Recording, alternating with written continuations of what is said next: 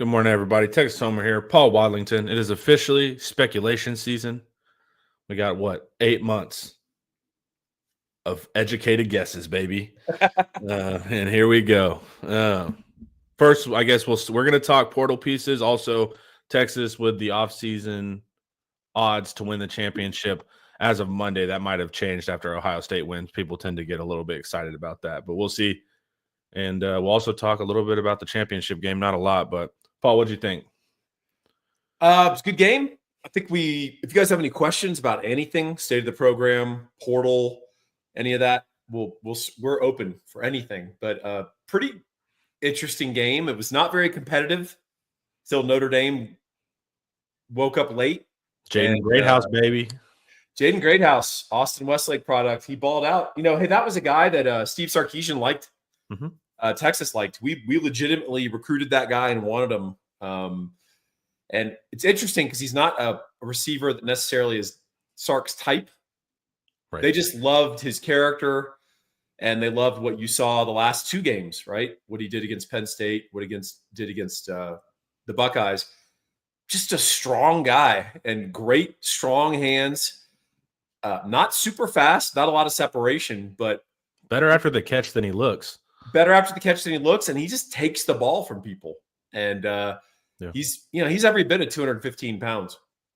And he's a guy that I think is going to develop into a real football player. And he's got a lot of competitiveness, a lot of just will to win, a lot of intangibles. That usually translates well over time. So you saw him come into his own in the playoffs, and that was great for Notre Dame. But they didn't have enough guys in their passing game, unfortunately. And, once Ohio State got back to being a little more aggressive on offense, they put the game away and left a lot of Longhorn fans wondering if the real championship game didn't happen in Arlington 10 days ago. It was the opening drive was like this weird drive of honor and respect. Like Ryan, Notre Dame goes down, 50 quarterback runs. Everybody felt good about it. It was almost like Ryan Day was like, I commend you. I mean, I'll give you a quicker death, but respect. There wasn't much beyond that. Like everyone had to be like, that was a really good opening drive, and now it's time to lose. Hey, one thing that I did note that was interesting: when there's no tomorrow, teams are going to run their quarterback. Yep. And in this game, both teams ran the heck out of their quarterback. Both quarterbacks had season highs in carries. Combined, Leonard and Howard had 33 carries.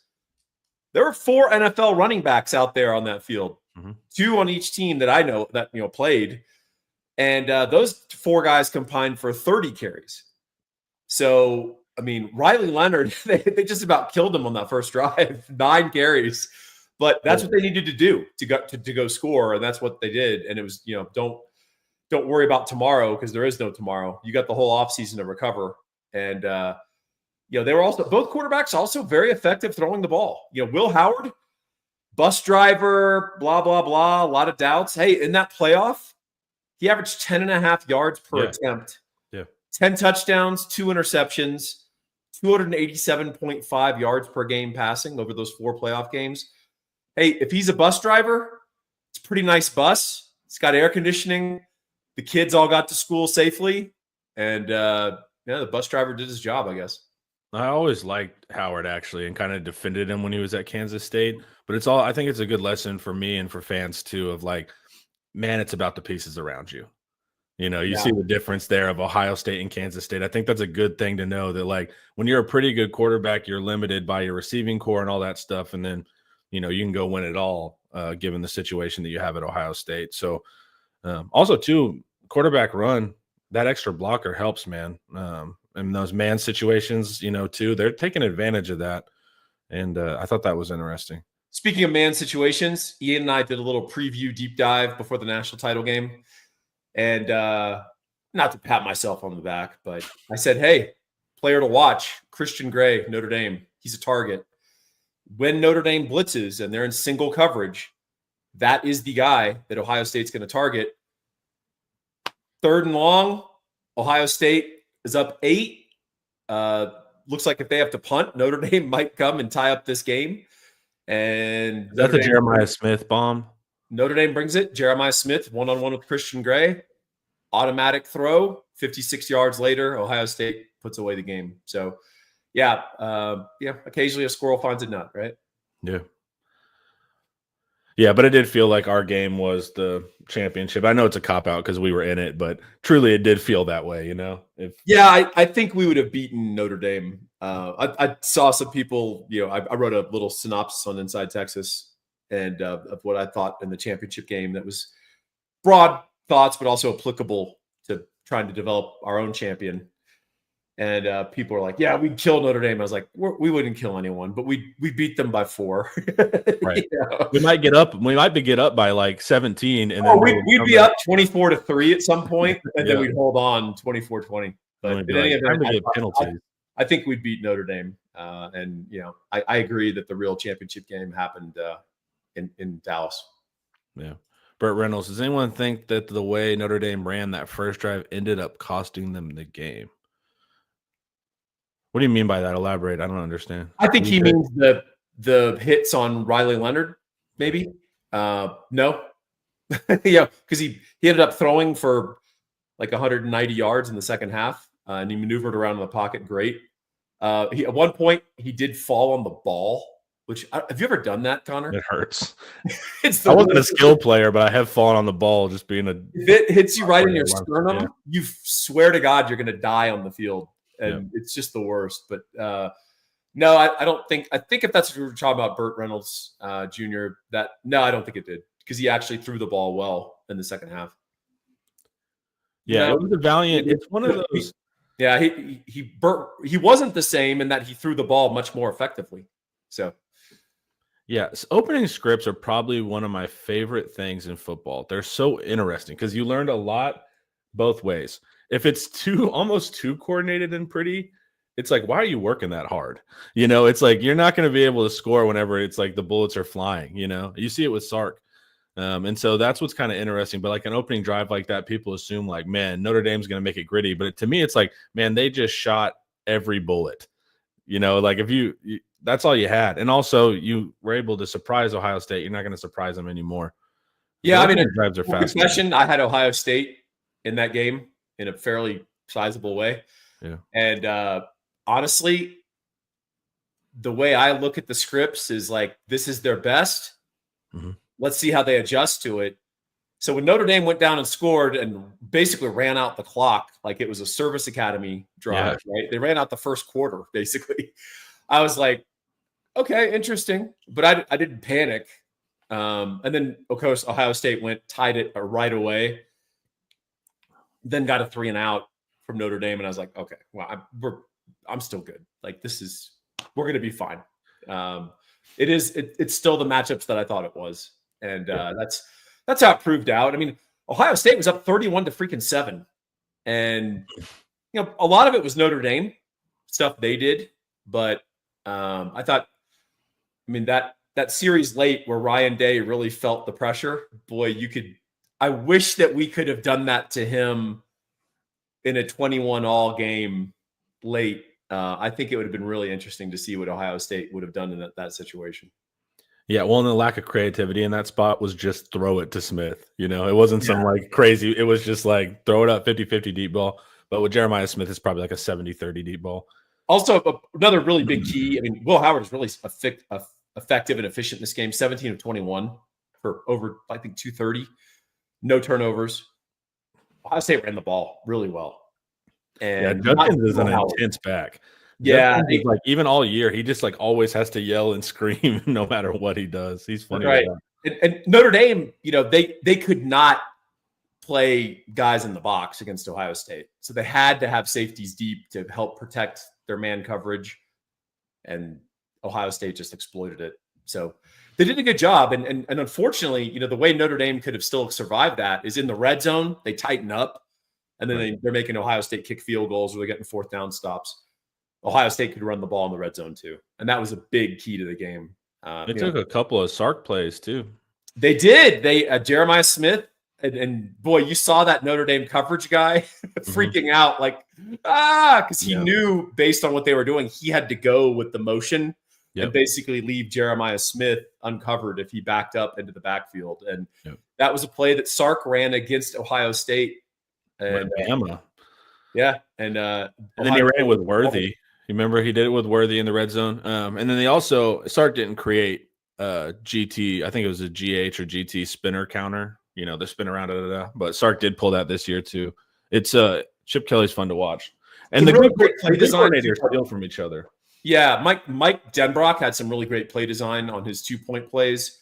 The first one, he knew that, of course, Ohio State was freaking out about Riley Leonard's legs, particularly on the edge in a 2-point situation.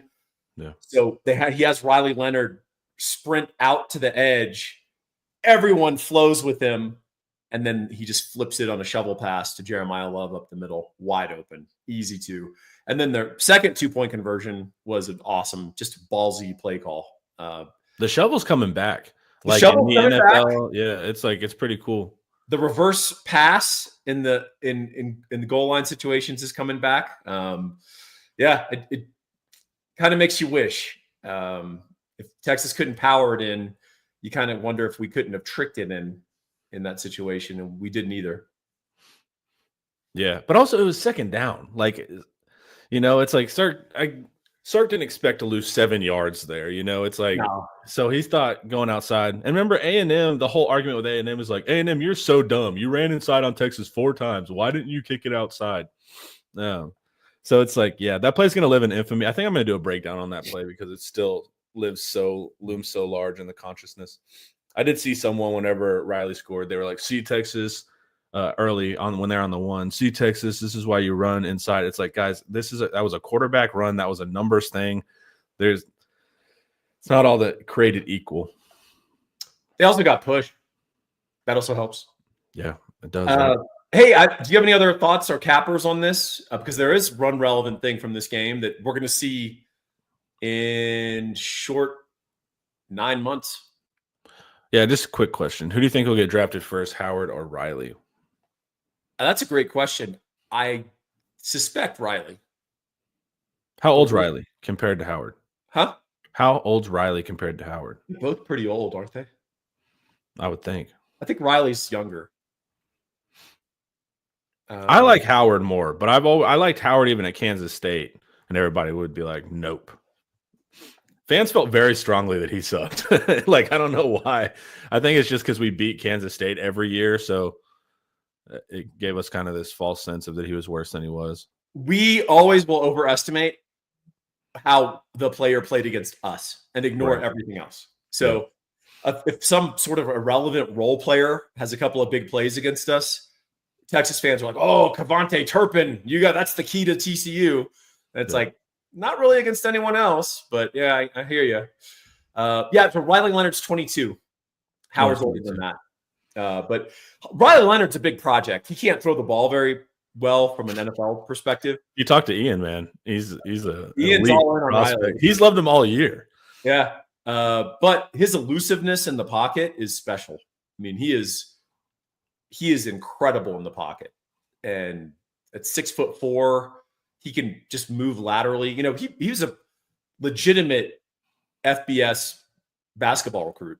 And if you've never seen his high school, I saw him dunking on Twitter. I was like, what? I had no idea. He's reverse jamming on people and stuff. It's wild. What is going on? He's a good athlete. He's playing some private school against tomato cans. Like, what is going on here? Because it looks like when you're in the yard with your friends on a lowered rim. He looked like he was playing in a church league somewhere. Yeah. But both quarterbacks will get drafted, but I think both will go relatively late. I mean, these are not first round or second round draft picks. It's a weird class, man. It is a very weird class. If you can tell me who's going to get drafted where, I mean, Cam Ward probably the first off the board, but other than that, I don't know where anyone's. I normally have strong feelings about who's going to pan out, and I don't have any strong feelings about this class at all. I can see it both ways for almost every prospect. Normally, I'm like, this guy's going to bust, this guy's not. It's weird. Yeah. Hey, relevant to Ohio State. Of course, we open in Columbus August 30th. Lines are already out. Yeah, what is the line? You would know. So it varies. DraftKings has Texas plus 4.5. Texas plus 4. Yes, 4.5 minus 105. So you're actually getting extra juice. You're getting encouraged to bet Texas. I made that bet. I like the fact that we know who our quarterback is going to be. And Ohio State, I don't think they know who their quarterback's going to be. Are they going to? Who do they have? Guys, Devin Saying. Brown. Okay, it's Julian saying, right? That's okay. Brown's going to be gone. Okay. And then so it's going to be Sayin or the portal. Just saying. Yeah. We'll hit this first, and then we'll get back on that. The Tuesday AM squad. Oh, I love the Tuesday AM squad. Appreciate it, man. Rewatched the Mississippi State game, and to be honest, Arch looks pretty damn good for effectively his second college game. Can't wait for next season. Yeah, Arch Manning announcements. Yeah, let's do it. He's gonna be the greatest of all time, probably, Paul. Yeah. Oh, I thought you were going to announce he was going to be a starting quarterback. Yeah, there we go. Officially. Yeah, give him a whole offseason to prepare too. Whole offseason to just run the offense. He's going to get all the reps. Trey Owens, I guess, will be the primary backup, but Arch is going to get all the reps. We're going to have to go to the portal. There was a question earlier about the portal that I definitely want to address as soon as we sort of get through this. Arch throws bombs. No doubt about that. It's going to be fun. It's going to be a lot of fun. His pocket ability, whenever I can see a quarterback shake off an end or something, that's what I'm really excited for with Arch, as well as him going downfield. But also that run, what game was that where he ran for like 40, but it wasn't like a free run. Like he was carving dudes up. Is that UTSA? I'm in UTSA. Yeah, it's going to be cool. It's going to be a lot of fun. They're losing like 17 starters, Ohio State. A lot of experience, a lot of talent. Hey, Ohio State recruits pretty well. We're not going to play a bunch of scrubs when we go up there, but I'll take Texas plus 4.5 with Arch Manning. Is it Michigan-y, do you feel like? I mean, they're going to have a better offense. They're going to have a better offense. Don't get me wrong. But do you think it's just they're going to lose too much type of thing? They're going to lose a lot, and they're going to. So do you remember when we won the national title, and then we hosted Ohio State the following year with Colt McCoy and sort of a new cast of characters? I think it could feel like that. Colt ended up having a great redshirt freshman season. His sophomore season was the slump, right? When everybody wanted to bench him. Interceptions. He threw 17. It is crazy. It's all about finishing strong. It's about finishing strong. That's right. Colt did that. A proverb from Ian Boy's letter to the Longhorns: Arch throws bombs. It's gonna be fun all off season hearing Ian talk about Arch. Yeah, I mean, I'm excited. He's got the tools, man. He's legit, and he's a fearless guy. I mean, so the NFL way, and especially the Mannings, especially Uncle Peyton, like your job was to get the ball down the field. It's not to just be captain check down. And Arch, Peyton, Eli, when he had the tools, they like to matriculate the ball down the field. Like I want to see Arch's command. I want to see if he ends up with more control of the offense, because it's the whole Manning field general thing. But these are young Mannings. It's not the same as like Peyton at the line in the NFL.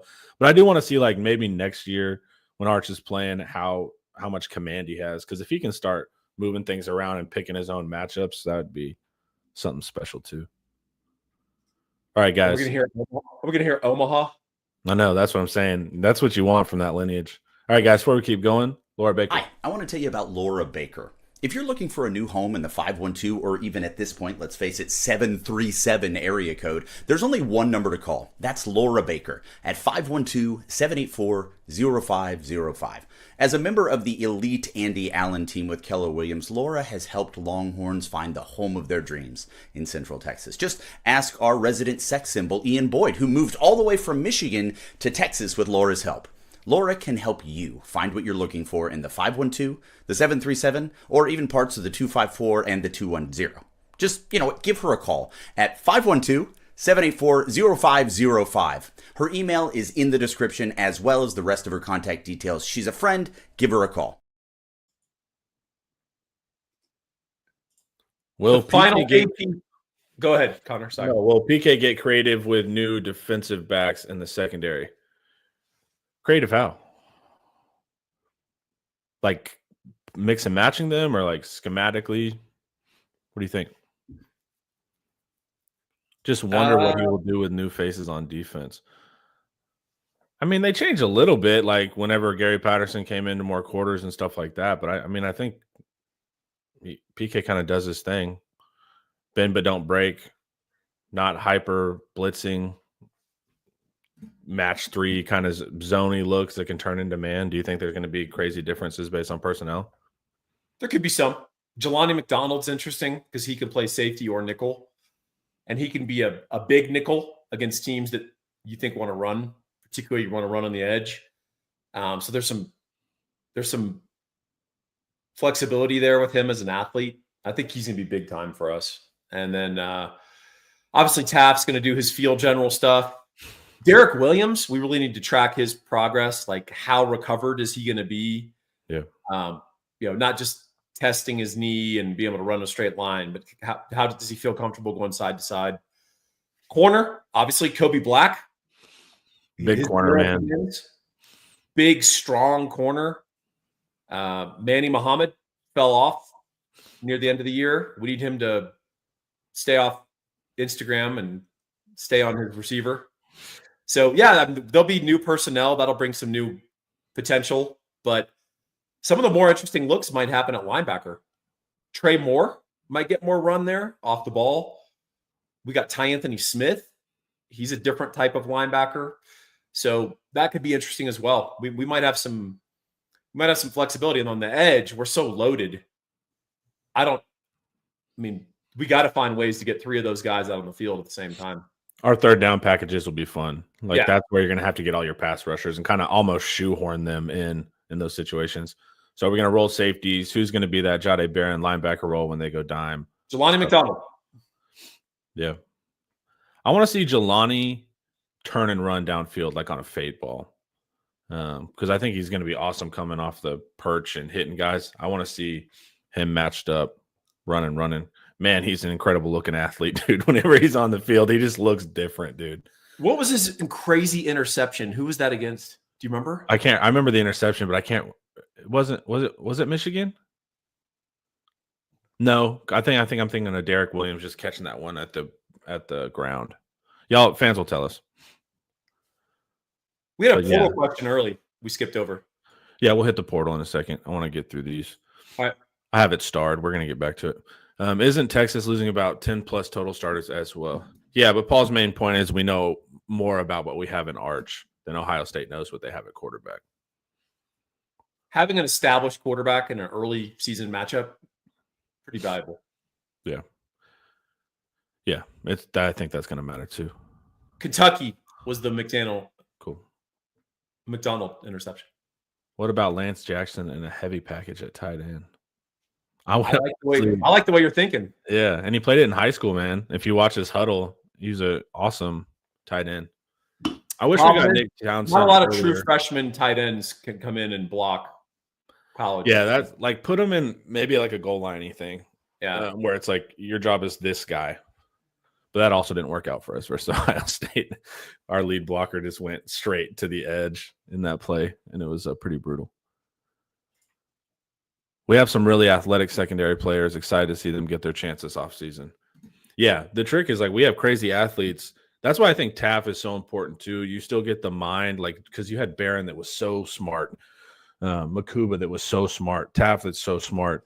Right now we have a ton of incredible high floor athletes. We just have yet to see how smart they are. And I think Jelani's going to be really smart. Did you ever watch the interview of him like after the Under Armour game or whatever it was? He shouted out all women.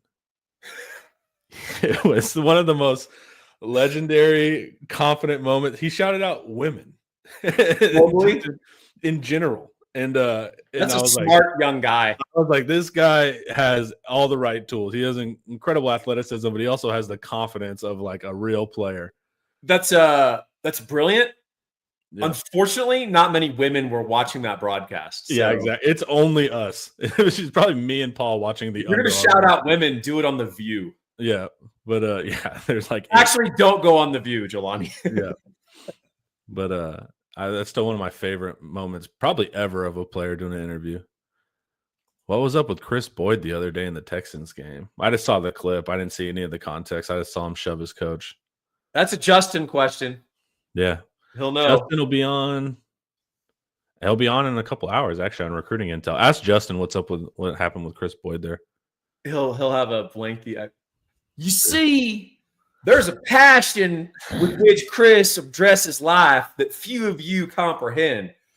I know Chris. Chris is a good guy. He's so poetic, man. He can how he phrases stuff is incredible, man. It's great. Yeah. Justin's a national treasure. He's awesome, man. Thoughts on portal needs? Drew believes we need a defensive tackle. I agree with you, Drew. A tight end. I agree with you, Drew. Wide receiver. Also agree with you. Any other positions you would like to bring in? I will start. I want a lead back. I want a sure-ish thing at running back.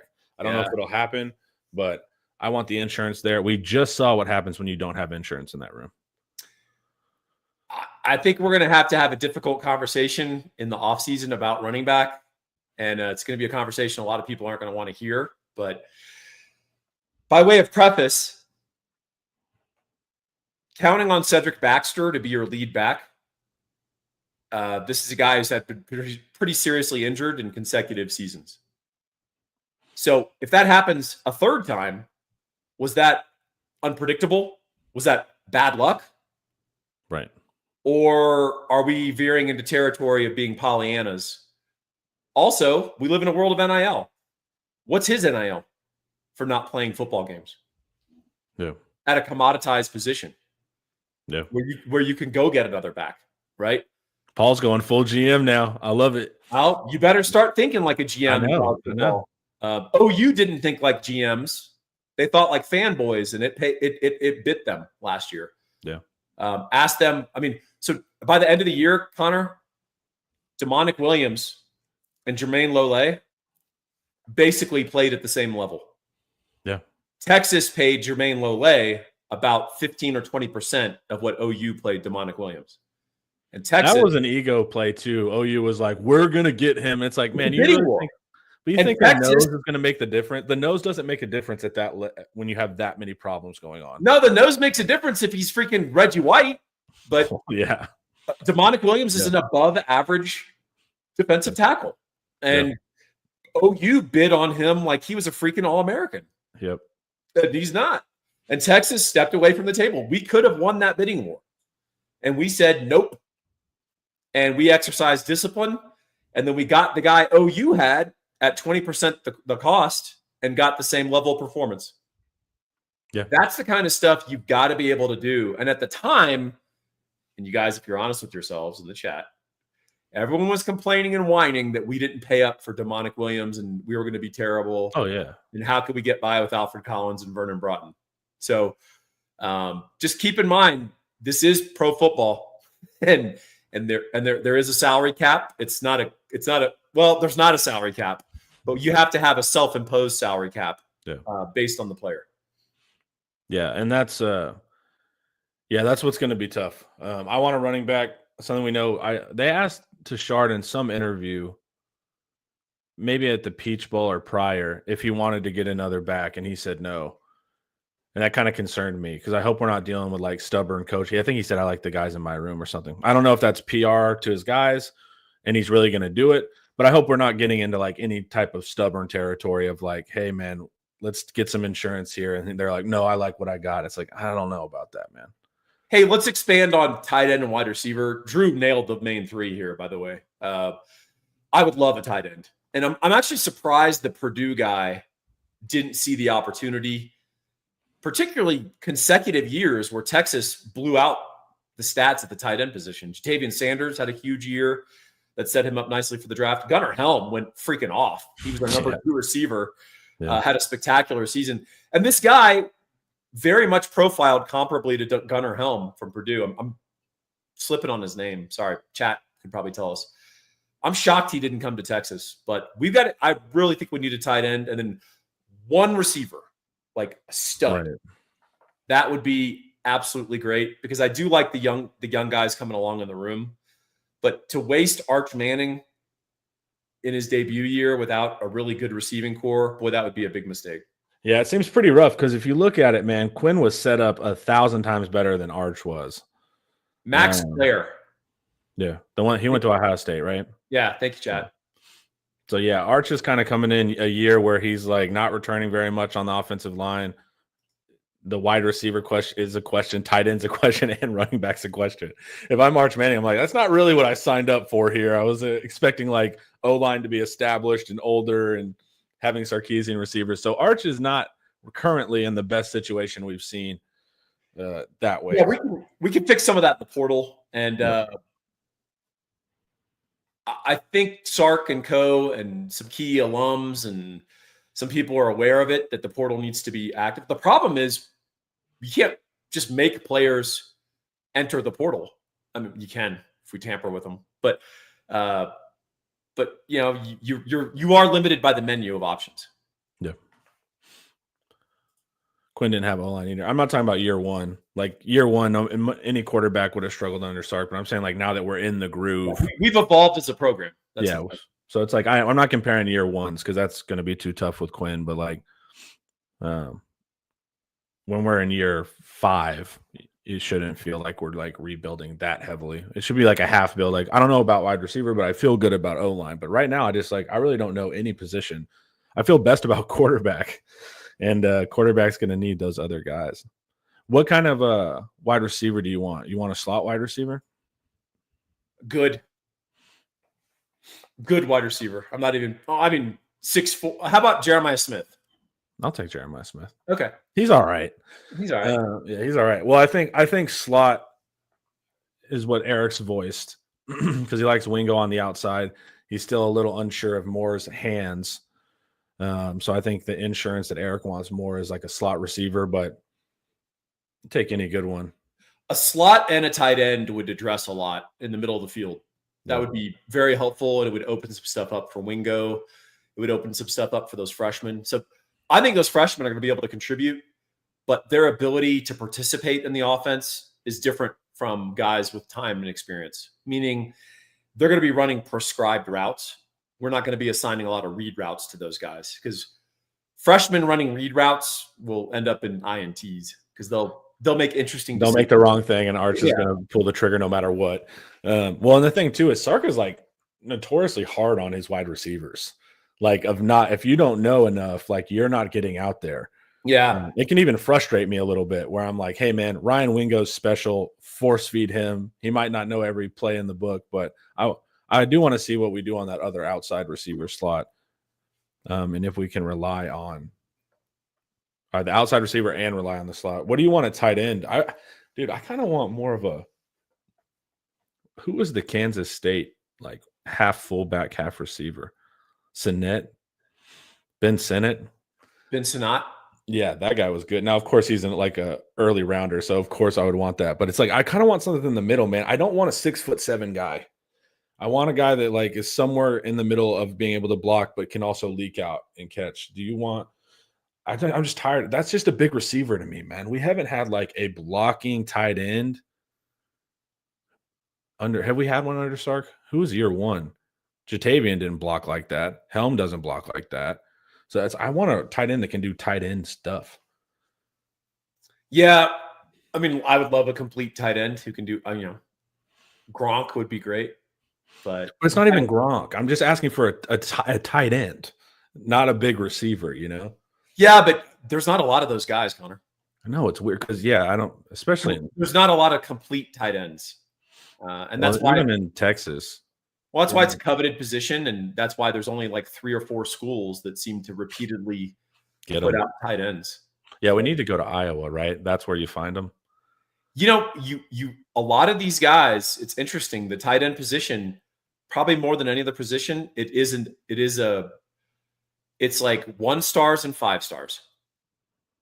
Yeah. Those are like, it's some guy from rural Wyoming who played 4 sports in high school. And he weighed 200 pounds when he was a senior, and he's 6'5". And then he gets to college, and he's 250, and he's Jay Novacek, right? And then there's also these like elite sort of tight ends that pan out just because they have all the traits. Those guys aren't hard to identify, but yeah, ultimately, it's not an easy position to get the complete guy. You usually get the block heavy or the run heavy, or sorry, the pass heavy version. You don't get the complete tight end. Yeah. Paul, tell the people about the best mortgage man in the world. Yeah. Well, this is a guy who's got all the traits. He's not hard to recruit. All you have to do is dial this phone number, 832-557-1095. Gabe Winslow, mortgage man extraordinaire. He's really great at what he does. He's a mortgage lender, which means he's going to shop your deal to about 60 or 70 different lenders. He's not limited to Chase Financial because he doesn't work for Chase. That guy is shopping your mortgage to Upstairs. Would you rather have 60 people competing for your business or one? It's not a trick question, folks. The answer is 60. Gabe is the conduit. He's the guy you want to call. Hey, he's great at what he does. Over 20 years in the industry, law degree, former National Merit Scholar, diehard Longhorn, and he works day and night for his clients. Pick up the phone at any time, give him a call, and get him going, working on what is the most important purchase that any of us will make in our lives, a house. Gabe's the man.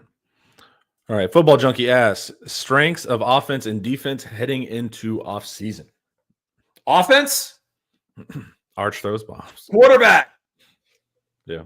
I think the O-line can round into form. It's going to need a little time. We've got, obviously Wingo at wide receiver could have a huge jump as a sophomore. That's well within parameters. DeAndre Moore has potential to make a jump. He needs to not volleyball set footballs. And then the freshmen will be very interesting. I think at least one of them will come in and be like, oh my God, we have to get this guy in the field. Hopefully two would be great. But you'll also notice, Clemson got those really good young receivers. Mm-hmm. And it took them a while to integrate, to really get going. So the strength of our offense may not be fully revealed till later in the season as we kind of get our feet wet. But the early strength, Arch Manning at quarterback. Yeah, and Drew makes a point too, but I hope we can run better. That's what I hope is the potential upside for the offensive line. If we get a bigger interior, that's what I would be excited for. That would help. I don't think size on the interior is the problem. What do you say? Size on the interior is not the problem. Yeah, what is it? Want to? No. Power, is? Strength, pad level. Do you think it's a conditioning thing? I don't know if it's conditioning. Power, strength, pad level. So technique. Our pad level is not good. It's not. So, if you want to move, they're being coached, if they're being coached poorly in that regard, it doesn't matter. Our pad level, falls off sometimes, and so that part of it, you need raw strength. You need to move, sometimes in goal to go, you need to physically move somebody. You can't just screen them. So, some of it's the attributes of the individual players. Hayden Connor, outstanding pass protector. Right. He was more like a tackle in his skill set. But not a mover of men. DJ Campbell was supposed to be a guy who moves people, but, not really. Yeah, not really. And then Jake's a center, so he's undersized and mostly working on double teams anyways. Yeah. Yeah, the returns on DJ Campbell have not been great for ranking, right? And it's not fair to constantly do them to their ranking, but, man, there's a lot of whiffs and a lot of, there's just a ton of mistakes. Like this whole year, the right side of the line was pretty frustrating to watch when you have NFL tangibles in Cam and DJ. What'd you think? Yeah, quietly, Cole Hudson and DJ had a rough last couple of games. They didn't play very well in those last couple of playoff games, and we really need them to play well. I think Cole is a natural center. Yeah, I like the idea of Cole at center. I also don't, but I don't get how you get to play super well when you're in this stupid, weird rotation. It's like you get have to come in cold, and DJ comes out and stuff like that. I get why he's doing it. It's to keep him engaged and all of that. But still, it's also a weird system that I don't think maximizes either player. Hey, Connor, what's the strength of our defense heading into the offseason? Probably edge. I like linebacker. I like the idea. No, Let's say I like the idea of Blake Shapen. I like the idea of Blake Shapen as well, if he could get back there. I would say I like safety, but really I'm just saying I like Taff. So I would say edge and linebacker I feel good about. What about you? Linebacker, edge, really feel good about edge. And DBs, I think they're going to be good. I think we're going to have a good defensive backfield. I think Taft's going to be a great coordinator, transition guy for us. I think Jelani McDonald is really good. And then I think Manny's going to understand that the real money in football happens in the NFL. By the way, at age 21, if I was making $500,000 in NIL, I would consider that real money. But the real money, the real money is at the next league up. And so hopefully he'll train and prepare like that's the case. And I think there's good reason to believe he might. And then I like Kobe Black, man. I think he's going to be good. I think we've got some other guys that are young. We always forget. So everyone gets excited about recruiting, the class coming in, and then everyone gets excited about the known starters. There's that middle ground. Anyone in that middle area, all those sophomores and like redshirt freshmen, we forgot about all of them. Yeah. And guys like Warren Roberson, by the way, stop committing penalties on special teams, but he's a guy that physically, if the light turns on technically at corner, he could be a star. I mean, he's got incredible physical traits. So there's a bunch of guys like that waiting in the wings. Vosick at edge. Colton Vosick, that guy's awesome. He is going to be awesome. So you just have to be patient and realize that these guys are developing now. We keep churning out double-digit NFL draft picks now for a reason. And it's because these guys are getting developed. They're focused. There's a good culture. And, that's really encouraging for Texas. Yeah, it feels like with our past with such bad NFL production, we're still kind of scarred from that. And like, unless you show up as Bijan, we kind of get nervous. But year after year, we've seen what we're able to do. You see the final rankings came out? Not that it matters. Rankings for what? AP. Texas, 4th. Okay. We're behind Oregon, I guess. Okay. Whatever. I'll take it, man. A couple of years ago, we were losing to Kansas. It's one of those things that so the AP final ranking in the world of a true playoff champion, who cares, right? But it is a useful sort of calibration tool and a propaganda tool of, hey, we've ranked in the top 5 3 consecutive years, or 2 consecutive, whatever. Yeah, it matters in the social media department. Yeah. And so, A&M would like to be 4th in the country. Well, I also hear things like, and Ian drives me nuts with this anytime I talk to him about it. But like Ian will be dismissive and, like say we're ranked number 3 in the preseason AP. Yeah. Coming in, Ian will be like, it doesn't matter. It absolutely matters because the perception matters, right? Like if we were ranked 11th and lost twice to Georgia, we don't make the playoffs. There's a stickiness. It creates an anchoring bias. So if you've ever read about sales or trained people in sales, which I've done, one of the things you do is you try to create an anchoring bias around a number. If you ever go buy a new car, an experience most people don't enjoy, the dealer is trying to create an anchoring bias at MSRP. Right. Here's our number. It's written on the door. It's official. There's a tag. Look, these are the costs. Now we have to negotiate around this magic number. The cost of the car. And it's like, you could write $80,000 on that door, or you could write $10,000 on that door as the customer. Yeah. I don't even care what your MSRP. It's irrelevant. Like we're going to start a negotiation based on what the market is saying, what you paid for invoice, the options, all that. And we're going to talk about the price of the car, right? They always want to talk about what monthly payment would you like to make? It's like, don't answer that question. You're here to talk about the price of the car out the door, right? So there is an anchoring bias that works on all of us, and it works in the AP poll, unfortunately. Yeah. So you're absolutely right, Connor. Well, you also hear, too, that they'll be like, well, this is AP. This is not the college football playoff. Go show me the difference between the AP and college official ones when they come out. One person might move a spot. It's almost identical.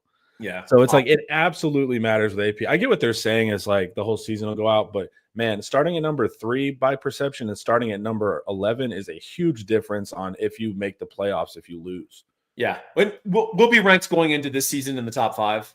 And by the way, pending the portal, we'll see. We'll revisit this in the spring, but there is no clear hierarchy. I mean, right now in this coming up, this season that's coming up. So that's going to be very interesting. I mean, there's a hierarchy. We know the teams are going to be intermixed. But there is no team you circle and go, oh my God, watch out for that team. They're loaded. They're coming in 2025. That team does not exist. It's going to have to be developed in the portal and on the field. Yeah. I'm trying to think next year. It's going to be us, Ohio State, automatically Georgia. Yeah. It's going to be a recruiting rankings. Notre Dame is actually bringing back a lot. Do you think that play style can win it? Well, they're going to have a different play style. They're going to have a different quarterback. CJ Clark. Okay. So I think, playing good defense is always going to work. Is Clemson a dark horse next year? Yes. Interesting. Yeah. They are. Doesn't require much imagination to see Clemson dominating a weak ACC, getting that bid as the conference champion, and then maybe, depending on if the other conferences like the SEC and Big Ten beat each other up, they could be the 2 seed, like an undefeated Clemson. At worst, they'd be the 3 seed, right? If they win the ACC. So there's value in that. And then we know the seeding is not based, and it's not going to change, by the way, next year. Right. We know the committee seeding is irrelevant to the market. And what I mean by that is I wrote an article a while back on Inside Texas pointing out that favorites, do you know what their record was in this tournament? Undefeated? Undefeated. Yeah. You know what they were against the spread? Only Texas failed, right? 1 loss against the spread. That's not a random distribution. Right. So this is very meaningful because the seeding did not match reality, the betting market. So the Final Four was 0 seeds 1 through 4 playing for the national title. Ohio State was the 6th seed. Notre Dame was the 8th seed? Yeah. 9 seed? One of those. That suggests, a bunch of upsets. No upsets. Right, exactly. No upsets. One non-cover, Texas. Yeah. So basically, that is the market saying we disregard the committee. Like, you're irrelevant to actually evaluating football games, which means, back to Clemson, if you're the 3 seed and you get on the right side of the bracket and the committee does a stupid job as they did this year, there was one side of the bracket that was harder than the other, right? The Texas, Oregon, Ohio State side, much harder than the other side. If you get on the right side of the bracket, Clemson could realistically be in your Final Four and not be a great team. Just basically get there by seeding. Paul, the rankings match the odds better. Yeah, the non-seeded rankings did. Yeah, but the problem's the system we've built. We're talking about the seeding, the actual playoff structure. Yeah, by forcing Boise State, everybody's like, what are we doing here, man? Arizona State did upset the spread, but we're gonna have to change that system incredibly. I still think if you win your conference, you get in, but you don't get in the top 4. If you're 16th in the country and win your conference, you can go to number 12. Yeah, I think that's fair. But it's like you're not going to number 3. That's just absolutely silly, man. Unfortunately, they're going to expand the playoff. Yeah. How'd you feel, man? I got fatigued towards the end of it, man. I think it's going too long. Like it's a lot of football. Yeah, and it's like with Texas playing, it's cool, but as much as wanting to watch other games towards the end of it, it was like I didn't have that spark as much. And I was very pro expansion. So it was kind of weird. Well, they said, and also someone made a point Ohio State played their 4th big game in a row. At some point, if they're all big games, none of them are big games type of thing, So it's an NFL model. Yeah. Well, how do you feel about this? I hear this a lot. The games are now meaningless, or losing to Michigan is meaningless. And my thing is if I'm being corny, I'm well, the game itself is what matters, But I also at the time with guys getting maced and people fighting over the flag and it felt pretty meaningful at the time. Yeah. But yeah, I mean, It's a playoff mentality. The purpose of a playoff is not to determine the platonic best team in a vacuum somewhere. It's to have a bunch of teams play, and a team that gets hot or lucky, has good injury luck, whatever, they win it, and they're deemed the champion. It's And Hunger Games. You're going into a tournament. You know? yeah, and the NFL is very comfortable with that model. The NFL is very comfortable saying, hey, the undefeated Patriots lost to the Giants in the Super Bowl. The Giants are the champions. Are the Patriots probably a better team on a neutral field if they play 100 times? Sure. Tough luck. Giants are your champs. College fans struggle because they have this platonic idea of best team must be champion. And that's not what a playoff determines. But also, it's an interesting idea of what is best. Because to me, Ohio State's the best because they won the tournament. You know, it's like not just because they had the cleanest record at the end. So that's, yeah. It's an interesting argument because there's a lot of people campaigning like to go back to 4, and it's like that's also not happening. Ohio State was the most pure national championship in CFB history, most deserving, won 4 games against top 10 level teams. That's what I also think is interesting. That final stretch, I mean, it's a little bit of luck, but to do it 4 times is not luck. And so that's what I think is interesting too. That stretch is pretty impressive. And here's the interesting dichotomy of that, Ryan, and what you say is perfectly reasonable. Under any other playoff system prior to this one, Ohio State would not have played for the national title. Yeah. So it also kind of shows us that Texas theoretically is the national championship every year because we don't know. We were outside the playoffs, but Texas could have got hot every single year and we could have won it. Year 1 versus Sark 5-7, we could have got hot, right? And won it all. Oh no, it's gone off the rails. Connor's been on 50 minutes now, and he's going off the rails. He's dropping hot takes. Yeah, Texas has actually never lost a national championship. Yeah, I do want y'all to think about that. That's pretty wild, right? So Ohio State wins these 4 games in the playoff. They're the undisputed national champion. You know, they won it on the field. They would not have qualified under any other prior system. Wow. Yeah. They would not have played for the national title. Pretty cool. Come on, man. He's talking to you, Connor. You're dropping nonsense.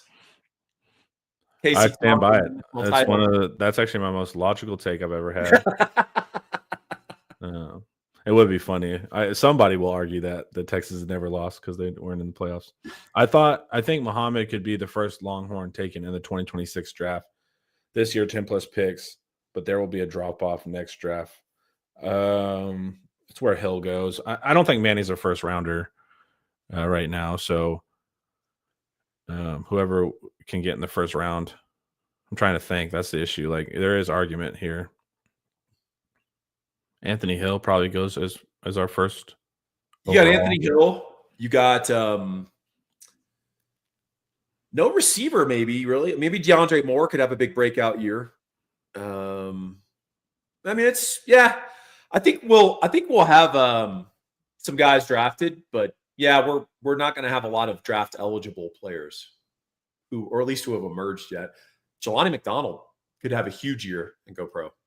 So remain open to the potential that some of these guys can have one big superstar year and then go pro. What are you thinking about like a traitsy guy like Colton Vosick? I think of just guys that have like pure NFL traits, maybe having a big year, but he's not going to get enough snaps. He's going to be behind Burke, right? So, well, I don't think there's going to be anyone behind anyone. I think we're going to come in people in waves at edge, and hey, did you know Colin Simmons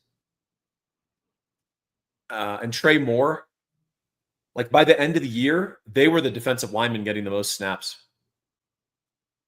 for Texas. Yeah. That's interesting. It makes sense. Moore, Burke, Vosick, all different body types, all different strengths and traits, some flexibility. I'm convinced both Simmons and Moore could play off the ball in certain scenarios. That's a lot of fun. Someone in the chat mentioned Gooseby. Mm-hmm. Would he be old enough at the end of 2025? This is his second year, right? So it'll be his third. Okay, so he could be eligible. Possible. Not likely, but possible. Yeah, he'd probably want to stay another year. Yeah, he has the traits though. He's probably this is the craziest part. He's probably the most athletic. Like he's more athletic than Banks. Yeah, he's got to get strong. Yeah, he just got to get big. But like That's his deficit. him dunking the basketball and stuff. Yeah, he's got to get stronger. That's when he'll go next level. Yeah. Edge is going to be so nasty. Dude, Colin Simmons is a freak. Like, I knew he was a freak. Like, I did a whole video breaking him down before he came to Texas and all that stuff. But that first step, it doesn't even make sense. Like, Nash Talks Texas, he'll pause the film and he'll show the center. And it's like, the center's not even moving. It's like he picks it up in the wind. You know, it's like, it's incredible how fast his get off is, man. And I wonder if you start hard counting him as much as you can on like third downs and stuff in the future to try to get him to jump. But man, his reaction time is like, you haven't seen a lot of that before, how quick he is. He also plays extremely hard. Exactly. Dude, that's the biggest thing too. When I broke him down, he'll chase guys down 30 yards down the field. He's not one of those like pretty pass rushers that just shows up for third down. Like he's the lunch pail kind of guy on top of being that talented. That's what's make him so special. If he didn't have all of his outstanding athletic traits, he'd be the lunch pail fan favorite. Yeah. Like try hard guy. Yeah. He's got like Jet Bush mentality. Yeah. In a body gifted by God. Yeah. A Will Anderson package. Yes. That's right. Yeah. I think that's always important to point out with Simmons. It's not just the genetic advantage he has there. Like it's everything. He plays really hard. Because that's one thing I kind of look at when I'm doing my rewatch, because in the game, there's things that I see, but you really pick up on the rewatch, like, wow, why is he jogging? When the ball's on the other side of the field. Colin Simmons is unbelievable. He plays so hard. And that was one of the things that I knew Clemson was going to make a change at defensive coordinator, because when I really dove in on them and I watched them after they played us, they don't play very hard on defense. Like they have guys taking plays off. Yeah. And that's not good to see on a defense. And PK's defense, I don't see that. I would see in 2021, I'd see dudes jogging on the field. Dude, if you got past us, they would just kind of watch you go, man. Dude, it was hard to watch sometimes. There's none of that BS happening anymore. So it's good culture at Texas. The low we have a lot of guys who play really hard. Yeah. Colin Simmons was even better than Will Anderson as a true freshman. And Colin Simmons is splitting reps. Like, that's the thing, too. Like, if you just had Colin all season on the line, it'd be pretty crazy, man. I don't know if you want to. As hard as he plays, you'll have to get that's the crazy part. You might have to tell Colin, like, hey, man, like, you don't have to sprint after every. That's the way you might have to tell him. You might have to tone him down a little bit. Hey, man, you're good. What's going to happen to him with a full season of real strength and conditioning? Yeah. And when he gained weight too, like even in the short time, because one of the questions with Simmons coming out of high school is like he's a little bit slight comparative to Will Anderson. That's always the comp. Mm-hmm. And he put on good weight, man. The mental eval's there. He's got a good family. Like he's an engaging kid to talk to. We had to do an interview with him on the channel. Everything's there with Colin Simmons. The final thing is being sound, right? Like staying in his run gap. He's so athletic and plays so hard. He's confident that he can technically be out of position and make it up. And the special ones generally can't. But yeah, just him getting a tad more sound and not fully trusting everything on his athleticism. That's the next step for Colin Simmons. But he's going to be he's a first rounder, man. Early first rounder. It's cool to have an edge of this caliber, man. It's been a while, man. Man, can you remember how bleak it was in 2021? Dude, that was crazy. We didn't have an edge, dude. It was crazy. Dude, we were taking second and third teamers from LSU and Bama. Yeah. At edge. I mean, not good players. Yeah. Because we were that bereft at Texas. Yeah. That room has done nothing but improve. And Baron Sorrell, I mean, it's tracked his improvement, right? It has, yeah. Every year, Baron Sorrell gets 15% better. Yeah. And man, it's proof in life that if you just get incrementally better over time, suddenly, like, you're exactly where you want to be. And Sorrell's going to get drafted. Yeah. Yeah, it's nice to see development, man, because we weren't seeing that for a while. Well, just, man, we got to I'm not trying to be that guy of like, everything's above criticism. Sark saved the program. Sark saved the program. Yeah, for sure. Yeah. So I've been writing about Texas football for a long time, and it's a lot more fun to write and follow good football than bad football. Dude, yeah.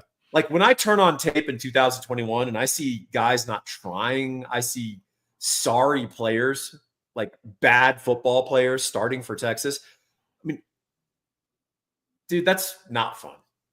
And it's fun to be relevant. It's fun to go to the semifinals in back-to-back years. It's as heartbreaking as it is fun to realize that we were that close to playing Notre Dame for the national title. Yeah. A game I think we would have won. That's a lot more fun than 5-7 and losing 6 in a row or something in that season. Do you remember that?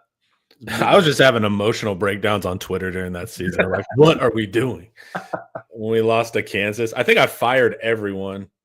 Might have fired presidents of the university too, but it's a totally different thing, man. Yeah. It would have been funny. I imagine you during the dark decade. It would just be funny having you do postmortems and being like, I don't even know where to start. Well, we're out there. Yeah, we're just like, we're awful. So I would resort to comedy to just amuse people. I would go dark. I would be mean. I would laugh it off. It was every emotional crutch you could use to not go insane during that period. It's hard watching coaches that were either incompetent or had the tools but couldn't get out of their own way. I mean, Tom Herman, as crazy as this is, and y'all aren't going to believe me, but there's a good coach in there somewhere, but his enemy is in the bathroom mirror every morning. And until he beats that guy, he's never going to make it. Yeah. All right, guys. We did an hour with no football to even discuss. But lots of football to discuss. The offseason actually is one of the whole 8 months is this fun exercise. Like you really actually have to think hard in the offseason because in the season everything's answered for you. Well, you like ideating and conceptualizing. I like the idea of ideas, Wither Colin Simmons. Yeah, exactly. So, I do. I do. And that's what's fun about the offseason is like doing thought experiments the whole time. All right, guys. We appreciate you guys for hanging out. Paul? Yeah, we appreciate y'all. Yeah. Hook 'em, y'all. Peace.